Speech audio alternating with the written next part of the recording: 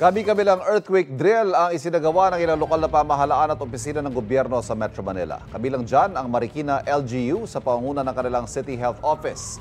Sabay-sabay ang ginawang earthquake drill sa lungsod at naging sentro ng disaster preparedness activity ang kanilang Super Health Center. Nagsagawa ng makeshift hospital na pwedeng magamit sa panahon ng sakuna. Nagsagawa rin ng earthquake at fire drill sa Senado. Lumabas ng gusali ang mga empleyado kasama ilang senador at cabinet secretary. Update naman sa mga nilindol sa Visayas at Mindanao. Sa San Remigio, Cebu, patuloy raw na lumalaki at lumalalim ang ilang lumitaw na sinkhole. Kabilang dyan ang uka sa labas ng Hagnaya Integrated School.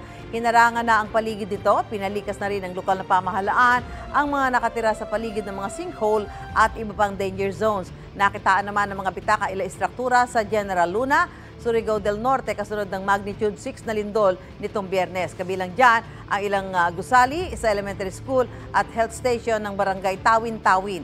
Nagkaroon din ng bitakang ilang silid-aralan sa General Luna Central Elementary School.